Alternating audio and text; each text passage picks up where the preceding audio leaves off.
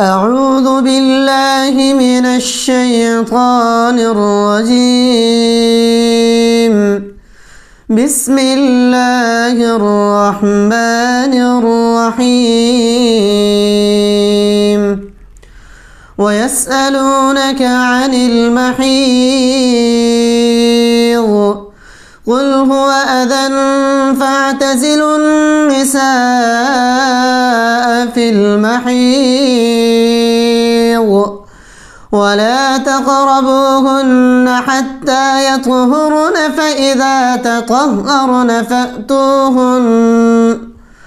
فإذا تطهرن فأتوهن من حيث أمركم الله إن الله يحب التوابين ويحب المتطهرين. نساؤكم حرث لكم فأتوا حرثكم أنى شئتم وقدموا لأنفسكم واتقوا الله واعلموا أنكم ملاقوه وبشر المؤمنين. ولا تجعلوا الله عرضة لأيمانكم أن تبروا وتتقوا وتصلحوا بين الناس والله سميع عليم.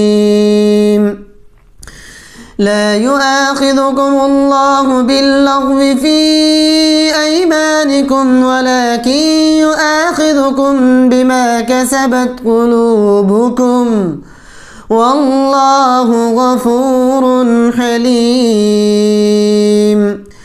للذين يؤلون من نسائهم تربص 4 أشهر فإن فاءوا فإن الله غفور رحيم.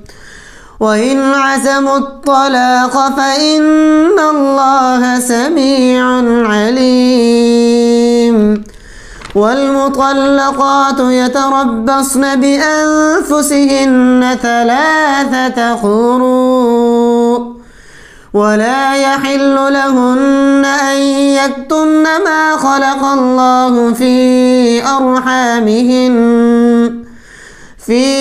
أرحامهن إن كن يؤمن بالله واليوم الآخر وبعولتهن أحق بردهن في ذلك إن أرادوا إصلاحا ولهن مثل الذي عليهن بالمعروف وللرجال عليهن درجة والله عزيز حكيم.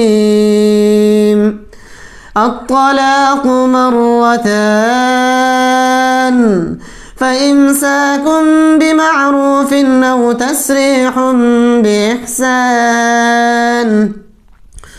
ولا يحل لكم أن تأخذوا مما آتيتموهن شيئا إلا أن يخافا ألا يقيما حدود الله فإن خفتم ألا يقيما حدود الله فلا جناح عليهما فيما افتدت به تلك حدود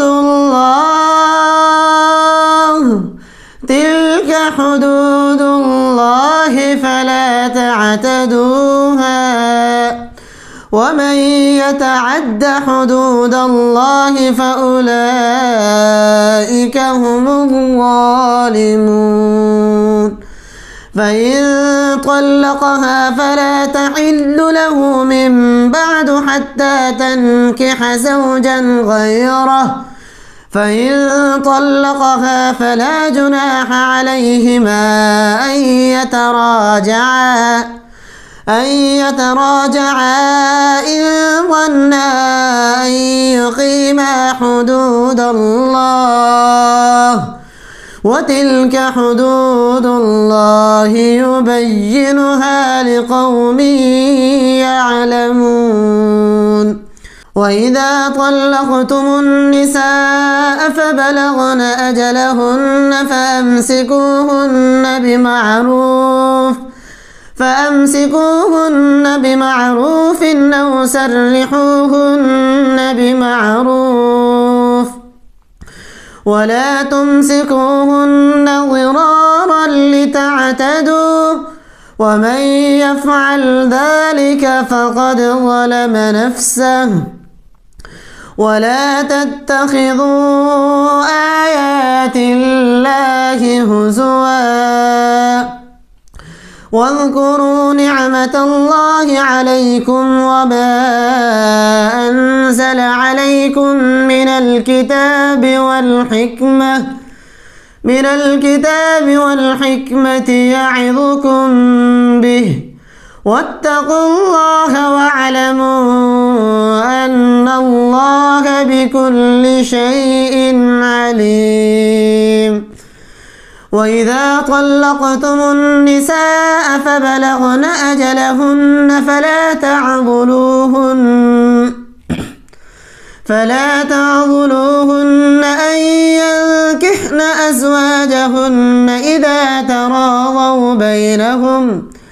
إذا تراضوا بينهم بالمعروف، ذلك يوعظ به من كان منكم يؤمن بالله واليوم الآخر، ذلكم أزكى لكم وأطهر، والله يعلم وأنتم لا تعلمون.